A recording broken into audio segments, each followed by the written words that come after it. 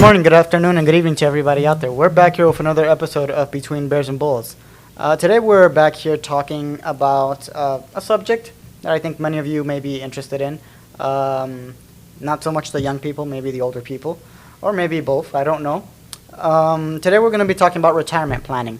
So what is it? How do you plan for retirement? What are different strategies to talk or to plan for your retirement? Different 401k strategies. Should you go with your employees? Should you go with managing it yourself? What's out there? Today in the studio, as always, I have Yinka Majikadumi with me here today. So Yinka, how are you today? I'm doing great. I hear we're talking about the future today. We are. We have back there on the TV. We got we just have a little animation of the global markets playing around today. Which is an investment option also. Exactly. For retirement. Exactly. So let's talk retirement. So Yinka, talk to me. What is retirement planning? What's so important about it? What's so important about it is that at some point, all of us, every last one of us, will lose some of our physical capabilities to work. And the question is, when that happens, how do we sustain our livelihood? That's what retirement planning is about. Okay. So either you lose your physical ability to work because of old age or for other reasons, various reasons. And the importance of that is you want to create some of your own decisions as you go along the process with the idea that you do not wait till that time comes to react. That is essentially what retirement planning is about. Looking down the line to assess your future ability to support yourself or sustain yourself, but more importantly, doing it in a way where you have control, relatively speaking. Awesome.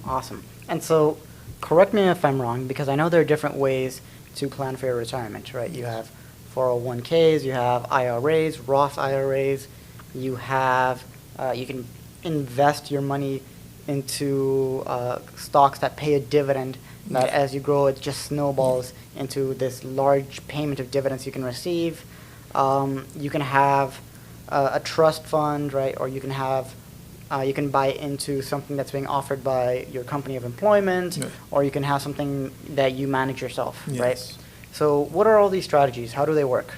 Well, there's a few different strategies, but we'll talk about the most popular ones. The 401k, for example, the IRA, for example, and then you have the variation, and you have the Roth IRA, you have the SEP IRA, and so you have the variations of it. But the core of it is this. You're trying to determine how much you should put away. The goal is that you look at your options from a tax advantage standpoint. Now, with 401ks are the easiest ones to start with, right? Because 401k is your employer matching you, right? Which is one of the easiest way. We talk about return on investment, right? 401k is the one where you almost guaranteed 100% return on your money. Because if you put in 4% and your company says they're going to match you 4%, you've automatically got an ROI of 100%. Yes. Right? Yes. The other vehicles, IRA, traditional, IRA, Roth, SEP, don't have that capability. Okay. But in this case, you actually have the ability to make 100% up to the matching. So typically, you always encourage anyone who has an employer, which is rare these days, right, that's matching your 401k at a high percentage, you should always, without a doubt, fulfill that commitment. Make sure you contribute to the extent that they're matching. Now, I know some kids younger, 20 years old, 21, 25, they get a job and the employer gives them the opportunity and they're like, well, I don't need it right now. I think that is a big mistake. I think any employer that's giving you a match in your 401k is almost a no-brainer. It's literally the closest definition to free money as possible. Interesting. And so now let me ask you, when it comes to that aspect of trusting, other people to manage your money, at least in that long term for your future, right? Do you think it's a good idea to do so, or do you think it's better to manage it yourself? Because I imagine if you want to manage it yourself, it takes I don't want to say a certain amount of skill, but it takes a certain amount of know-how. Of course. So that way you know where to manage your money, where to place it, etc. Of course. Well, the good thing is you can still manage it yourself. You can do both. right? That's the beauty about it, right? You know, when you go to a restaurant, you have options on what's to buy on the menu. You don't have to pick the chef's favorite dish of the day, right? So you could do 401k and you could still do a Roth. You know, it gives you the ability for independently contribute to a retirement account, and also it gives you the ability to invest in specific things, right? So you could invest in specific mutual funds. You could invest in certain asset classes. I know some people who have managed a IRA where they invested in crypto and the back end of it. You know, so there's different options. The goal here is to understand the tax incentive. All those vehicles has pros and cons, taxation-wise. And when you say managing it yourself, one thing most people typically do when we say manage your future yourself is they compare a retirement account to a brokerage account. Okay. Right? And that's normally a mistake because those two things are very different, specifically for tax purposes, right? Because a brokerage account is exposed to tax from capital gains, right? Which is typically a percentage that's unfavorable in the long term. It depends on who you ask. We don't know what the future is, but we know that's for sure. So you're going to pay the capital gains after your contribution using post-tax income. In retirement accounts, you have retirement accounts where you could post-tax income as a contribution, use post-tax as a contribution, but then you have a tax benefit down the line because of deduction, right? So Roth IRA, traditional IRA, one of the core levers that you're pulling is, okay, in traditional is a tax deduction. So think about it. Whatever you're contributing is literally a tax deduction for you. On the other side of it, the Roth IRA, even though you don't get the tax benefit as a traditional, you still have the ability to contribute into a retirement account, right? Because it's post-tax income. But guess what? Your money grows, right? And by the time when you withdraw it, you have some tax benefits when you're withdrawing it in a Roth. So I think the confusion normally starts when people say use Roth IRA versus brokerage or use 401k versus brokerage. Just things are not doing the same. The objectives are different. So it's very dangerous to compare them in that way. Okay, awesome. And so now let me ask you, when it comes to getting into these different ways of planning for your future. So I know you can basically break it down to 3 simple steps or 3 different phases. You have accumulation, right? How do you accumulate all the money possible? You have preservation. How can you retain all this money? As you just mentioned, right? It's smarter to go for one than the other because one may hit you with taxes that aren't as favorable. And then distribution, right? How can you more or less distribute this money once you already have it? Right. I think that's a good way to put it. Accumulation, preservation, distribution. I tend to say you're always going to be accumulating, right? So your accumulation chart may go up and it may come down because after you lose the ability to earn income, maybe you're in entertainment business, you're now a 80-year-old actor, your accumulation phase is going to be very diminished. But overall, we're always trying to earn income, right? We're always trying to accumulate. Preservation normally comes with your purpose of investing, right? Now, I know last season we talked about this. There's specific investment strategy that focuses on preservation, which means a lower risk. If you want to take higher risk, you typically don't use a retirement account for that. You typically go into the brokerage account, buy stocks that you feel have a big return possibility, big return potential.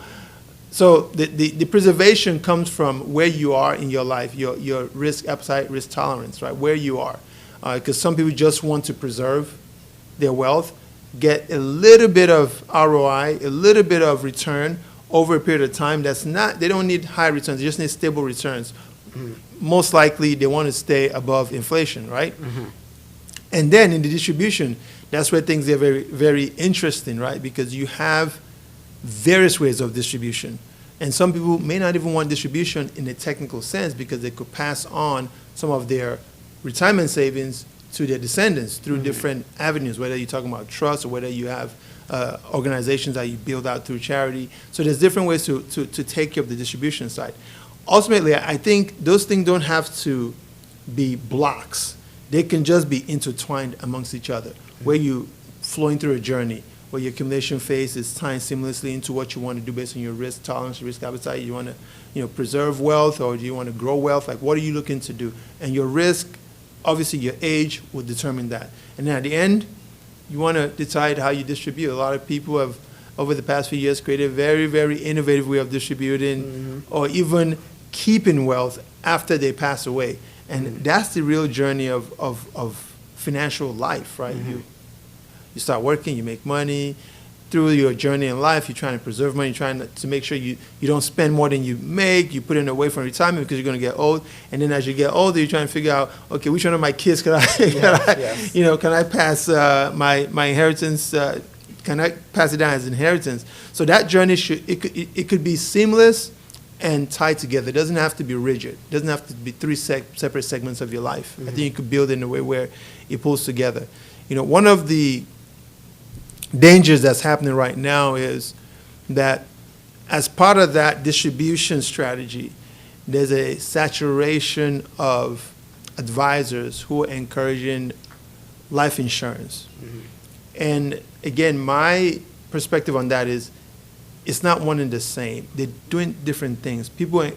I've heard this a lot lately where they say, instead of getting into this retirement plan, you could just put the same money in a life insurance and you get your cash value, and then when you die, your family or your beneficiaries will be able to access the death benefit.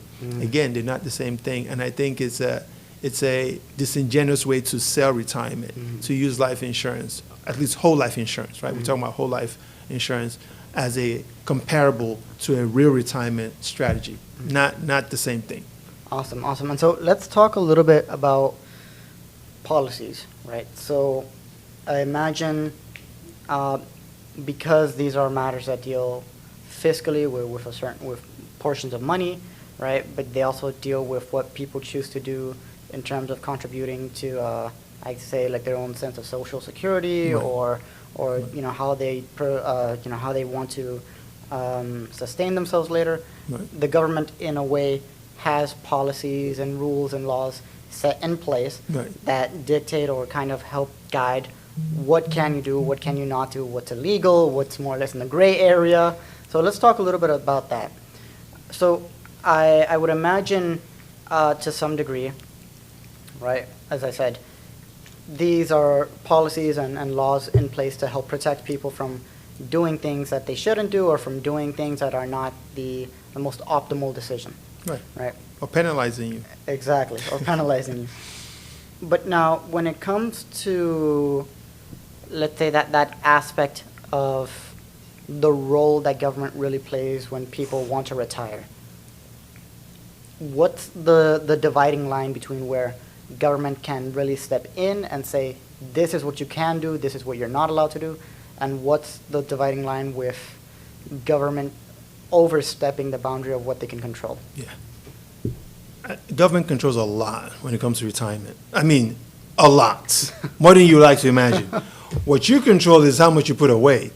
But the actual incentive and the benefits, whether you're talking about tax benefits or even payroll benefits, the government controls that. Let me give you a little tidbit. When 401k was established initially, it wasn't designed to be a standalone retirement tool. It was designed to be part of your retirement tool when you combine it with your pension. Remember, there was a good old days where people used to get pension? Yes. You work for 30 years, you retire, you get your salary until you die. Remember that? I remember the pension.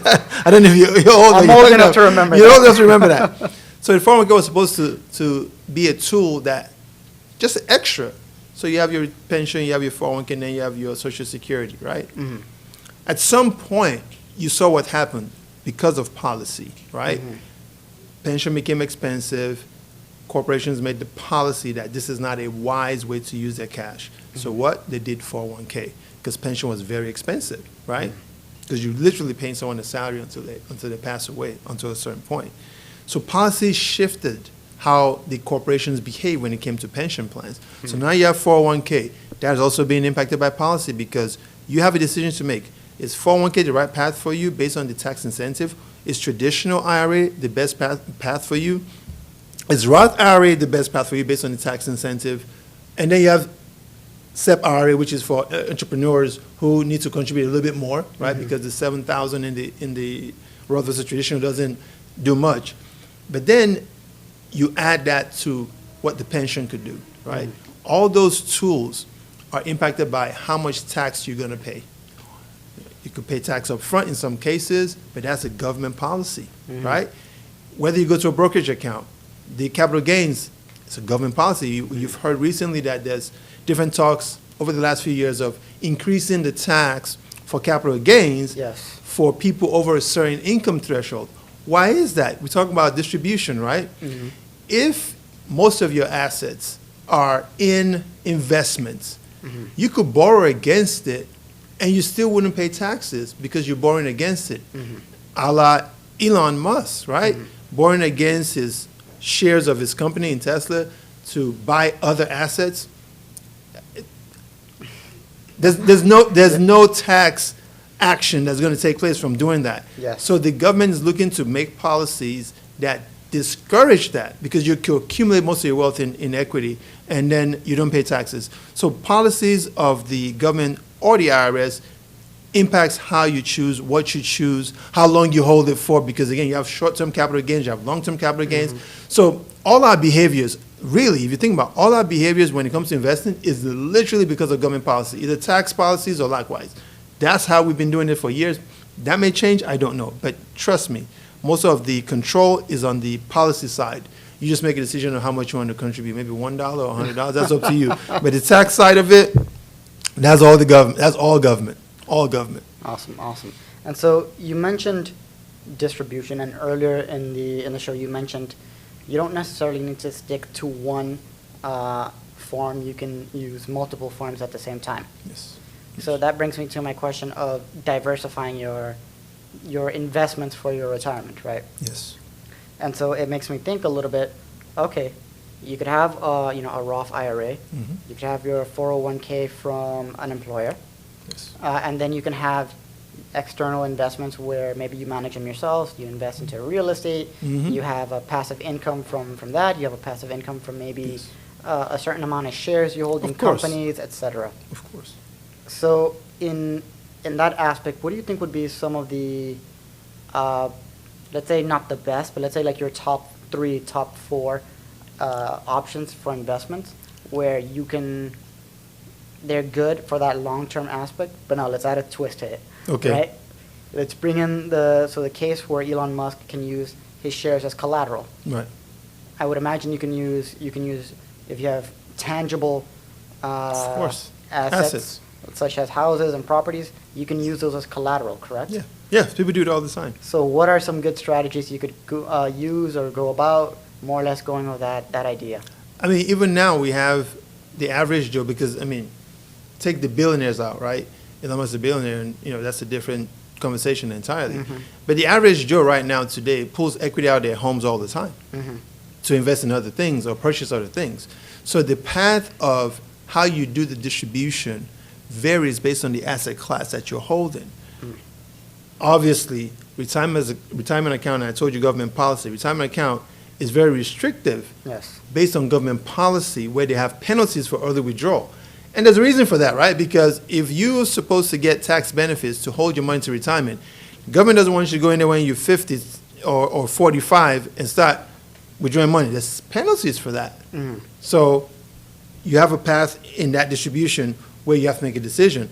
Am I okay with withdrawing my money from my 401k and getting hit with a tax penalty, right? Or should I move into a different asset class that may give me flexibility, i.e., home equity line of credit, right? So think of how government policy just shaped your decision. You need $50,000. You have to decide if you should go into your 401k or you should take your equity from your house. Which one are you most likely going to choose today? If you really needed the money. The house. Exactly. Because the penalty that you're going to get hit with here is going to increase the literal value of what you're taking out of your retirement. But in this one, you have to worry about the interest rate that they're going to charge you for the home equity line of credit. So again, those are the levers that's being pulled constantly as you're making this decision. So I don't know if I answer that question, but that's how you should view these decisions. Yes, there's many options. My top favorites are the one that's going to make me the best return. So I would always start with, someone came to me and said, listen, I'm confused about retirement. What should I do? You know what first question I would ask that person? Do you work for a company that has a 401k? Yes. Do you invest in a 401k? No. Does your company match? Yes. You should probably put some money up to the match if you want to start a retirement conversation. Some people are still lucky they have companies or they work in government where you get a pension, but just the average Joe, that's what you should focus on. Entrepreneurs are more complex. I mean, we're talking about like the average Joe who has a matching. Entrepreneurs who don't work for companies have a more complex structure because they might have to do a SEP IRA and contribute to their retirement, or in the example you gave, purchase purposely maybe rental units to get rental income down the line and have some type of sustainable path to making money. Which leads me to this conversation. In the last 2 months, we had an actor who had been acting for decades who said he was underpaid. Yes. And currently facing financial struggles. We had an NFL player who earned over $100 million in his career, saying now that he's not in the same financial position to provide for his kids the way he would like to. Look at those two scenarios. Those are not your traditional 9-to-5 employees, right? But it's still, both of them still have the same responsibility to save for retirement. Because the reality is, if you earn $50 million or $100 million, you should be able to have the same lifestyle till you die and pass money on to your kids. So when you hear someone say that, in this case it was Cam Newton, who said, oh, I'm looking like, wait a minute, you made over $100 million. Okay, take taxes out. You made 80. I don't know what the number is. But once you start talking about north of 30, you're talking about a lifestyle that just having money in a basic account, earning 4, 5, 10% average returns will provide for you consistently till you die. Because what is 10% of 100 million? 10 million. That's decent enough to live for the rest of your life, I think. So again, it's more about planning. So some people get comfortable with this idea that they'll be able to earn the same income. But in the beginning, you ask a good question. There's an accumulation phase. And you have to identify what that looks like so you can start planning, whether you're making $1 million a year or whether you're making $100,000 a year. You have to start at some point. Making that decision is the first step. I'll add this data statistic for the conversation. 90% of low-income earners have no retirement in the United States. More than half of the overall workforce between the age of 49 to 54 have no retirement. Literally half have zero retirement right now. So the question is, we have two sides of this equation. One where people are not making enough income to be able to put money aside, and the other where people are not just thinking about retirement. So your first question to start the show was the most valid one. How do you start the process? You should probably think about it and make the decision to invest in your retirement. Yes, can you do other asset classes? Of course, you could buy houses, you could buy businesses, you could buy different type of, you talked about dividends, like stocks that, pay dividends. Those are all options. But I think retirement accounts are probably the most critical for you to think about. Yeah. Awesome. And then what about when it comes to adjusting for the factor of inflation, right? So, $100 today is not the same as $100 from 20 years ago.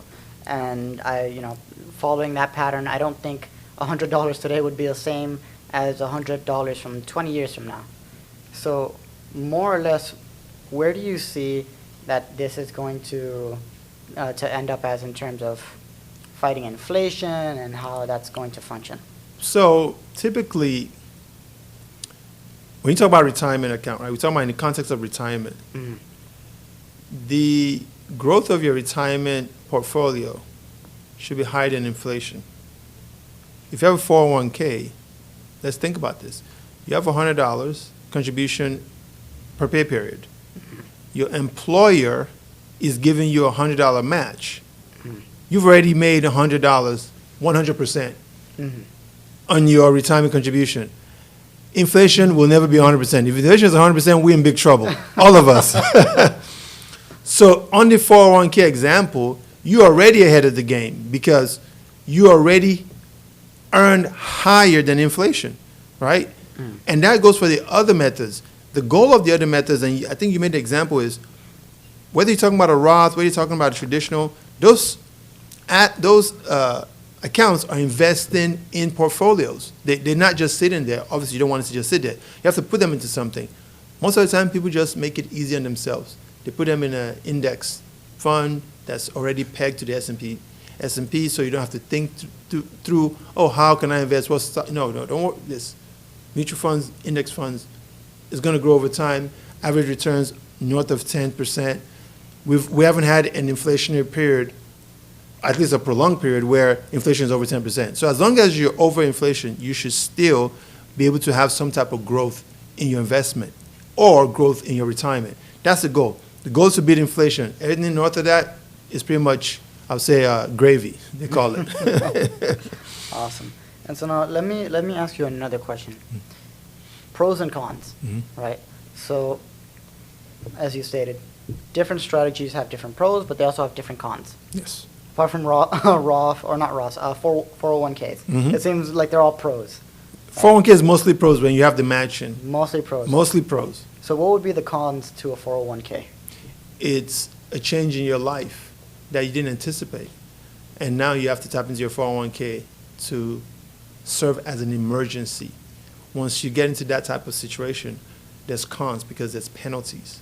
Severe penalties in the 401k scenario, right? Because you have the tax and you have the actual penalties. Because you have to pay tax and then penalties. So those are the cons. But you know what? It's good to have that there because it's protecting you from yourself, essentially, right? It's making you think twice before you withdraw from your 401k before you reach retirement age.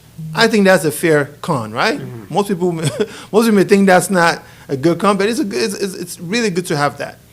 The others, from the pros and cons standpoint, let's say the Roth. Okay, so the Roth, the exposure for the Roth, right? You're doing post-tax income. So you, in the short term, were like, you know what? This contribution is taxed. But down the line, your growth could be withdrawn, mostly tax-free, right? So think about the benefit in that regards. Whereas the traditional, you may have to pay taxes, but the concept is that you're paying taxes in the future where the tax rate is probably lower. That's the hope, if it's lower, or if you're earning less, right, and you're in a lower tax bracket. But in the event that those two things don't happen and you're in a higher tax bracket, maybe you're earning more as you get older, earning more when you retire or when you reach retirement age, you may have a challenge, right, because you're going to be in a higher tax bracket, so that retirement benefit is going to be taxed at a higher rate. So the tax benefits are normally one of the pros and cons that you see in retirement accounts. But overall, the penalty side of it, I think, is very valid. So when I speak to people who complain about the penalty side, I said, you know, this thing is here for a reason, and it actually protects you. So I don't have a problem with the penalties. Now, they could reduce the percentages, that's fine, but I don't have a problem with the percentages being there. It protects people. I know a lot of people who've come and ask about withdrawing from their retirement, and the one thing that prevents them from doing it is the penalties. Awesome. Interesting. No, and it's good that you say, because I like that kind of, I don't want to say it's a buffer, but I'll use that word. It's kind of like a buffer to yourself that kind of just tells you or kind of makes you double think. Think. Do I really want to go and spend $10,000 on a Rolex that I don't need at all? When I can go buy a $50 Casio watch from Walmart. Exactly. Makes you think very well about your choice. Exactly. If you're going to pay the penalty. But now, something you mentioned, right? Risk appetite. And you've mentioned it before. We've discussed it before on the show in previous episodes. You have risk appetite, and then you have a risk tolerance. Yeah, I always talk about those two So, things. using that, right, for planning for retirement, but now in the aspect of planning for your own estate and for having a certain sense of a financial literacy, right? More or less, how do you go about that when it comes to planning for retirement and managing to sustain yourself? Well, that's a good way to frame it. There are people who retire and do not need whatever they have in their 401k or do not need their Social Security income. It's a reality, right? Because they've been able to accumulate a lot of money outside of their retirement benefit, right? So for those type of people, their risk tolerance and risk appetite is out the roof. Like they don't have any immediate need for those accounts, right? But if you're a person that's just been a steady employee, you have to be able to identify that my risk tolerance and appetite should be based on my age and potential post-retirement income, which normally is low, right? Because you have the unskilled or low-income earners that average median income is $19,000 a year. In that group alone, 90% do not have a retirement account. They literally have $0 for retirement. Think about that population going to the market. Again, for them, their risk tolerance and risk appetite is completely different from the guy who's already had like $10 million in just his brokerage account and his retirement account just because he's working for X bank and the bank is giving him 401k and he just has that as a supplement. And then he has, what, Social Security. Think about what his risk appetite and risk tolerance looks like. He's going to buy crypto. He's going to buy meme coins because he has no real risk factor that's going to prevent him from retiring comfortably, right? Yes. That's the idea. Well, I like that you put it that way because, it is true that, hey, the more money you have, kind of the less you care about more or less what you have to spend because you have all this leeway of, I don't have to care that dinner was $200. Exactly. I have $10 million in the account plus extra in other accounts. And so from this perspective of, I'd say, giving some advice to people when they want to begin planning for their future, right? I've often heard if you're young, the moment you turn 18 and if you have a job, start contributing to a Roth IRA or start contributing to a trust fund, a mutual fund, anything like this, because by the time you're 30, by the time you're 40, guess what? You already have a good chunk of money just there available if you need it, etc. What's some advice you would give to the younger populace when it comes to that front of just investing? I think you said it perfectly. You have a head start, which makes your run to $1 million easier because you have time, right? If you wake up one morning when you're 40 and try to meet that same goal, it's going to be very difficult because you have to have a compressed schedule of how much to contribute into your retirement or put away for retirement. But when you start, I truly believe once you get your first job, you should be thinking about retirement and putting money into retirement, or when you start your first business, or when you get your first gig. I think those are things that you should think about. But think of what our culture appears to look like in the actual behavior of society. When we hear retirement, the first thing we think of is old people. Like, now think about it, right? Right? Most early stage employees, when they get into the workforce, they're very interested in the health insurance, very interested in the vacation time, sick time. Yes. Retirement, we'll talk about that later. But in reality, you should put that on the forefront because you have what is called the time horizon that's favorable. Remember we talked about time horizon too as part of the risk tolerance risk appetite conversation? Time horizon says, when are you going to need the money? If you're 50, you're going to need it in 10 years. If you're 20, you're going to need it in 40 years. It makes a big difference. So now you put smaller increments of cash away over a period of time to get to your million. And that's the idea of Awesome. how to gauge your time horizon of when you actually need the investment. Awesome. Well, Yinka, I think we've touched base with every point we had for today's episode. Thank you so much for being here today. This was good. You got to learn how to invest. We got to learn how to plan for retirement. Plan for retirement, invest well, make the right decisions. We have a crisis coming up because 50% of Americans have zero investment for retirement. 1 out of 10 under the low-wage income earners have retirement account. That means 90% do not have any retirement account. They're going to be relying on Social Security or, little known fact, family support. We didn't talk about that much today, But a lot of people retire with the hope that their children could take care of them. Yes, yes. So that's another conversation we'll talk about another day. But that's what it looks like. So that's my closeout. Think of retirement early. Yes? Well, thank you, Yinka. Thank you so much for being here. And to our audience out there, thank you so much for tuning in into another episode of Between Bears and Bulls. And we'll see you in the next episode. Thank you. Thank you.